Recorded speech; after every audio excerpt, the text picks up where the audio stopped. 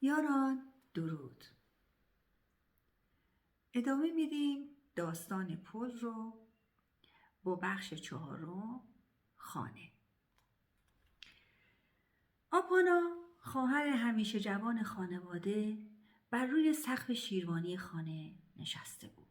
در گوش خانه چیزی گفت و خانه آهسته خندید. سال خورده و خسته. نانا درون خانه مشغول کشیدن جور برقی بود، چون باور داشت بی‌نظمی و گرد و غبار انرژی‌های خوب را در خود زندانی می‌کند. پاکیزه نگه داشتن خانه شاید پاسخی سپاسگزارانه از او بود که امنیت را برایشان به ارمغان آورده بود. به هر حال جارو کشیدن همیشه دل خانه را قلقلک می‌داد و خنداندن خانه برای آپانا کاری ساده تر می شد. چارلی از جارو برقی گریزان بود. به همین سبب این تنها زمانی بود که نقش سایه بودن نانا را رها می کرد و سرگشته و مراقب دورادور نانا را می پایید. صحنه خنده‌دار و جذاب برای آپانا و پسر کوچولوی خانه که سرگرمشان می کرد.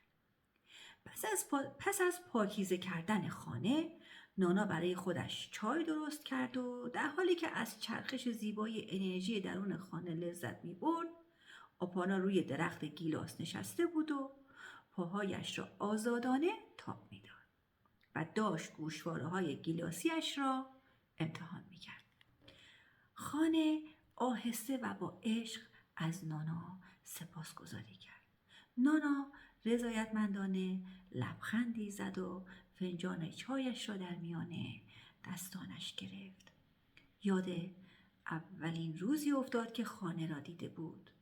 پیر، فرسوده، متروک و مطرود و در آستانه بلعیده شدن.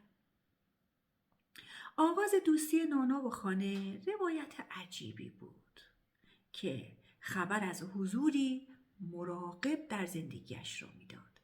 توجهی نامرئی و عملگرا.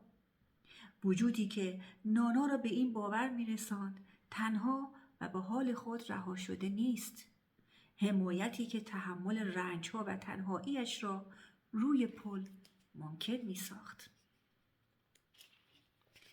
خانواده و نانا یکدیگر را در نقطه تلاقی رفت و آمدشان پیدا کرده بودند. خانه و نانا یکدیگر را در نقطه تلاقی رفت و آمدشان پیدا کرده بودند. زمانی که نانا از دروازه آهنی فاصله می گرفت و رو به جلو پیش می رفت و خانه بی حرکت و مسکوت به عقب برمیگشت. در همین نقطه تلاقی خانه آخرین تلاشش را کرده بود و به نانا گفته بود که او را از ته دلش بخواهد و آرزو کند. نانا که در جستجوی مأمنی چشمانش را بسته و خانه را از ته دلش خواسته بود، در لحظه‌ای خاص همراه موسیقی عجیب احساس کرده بود بندهای نامرئی خانه در دستانش گذاشته می شود. وقتی که چشمانش را باز کرده بود، کلید قدیمی و زنگار بسته خانه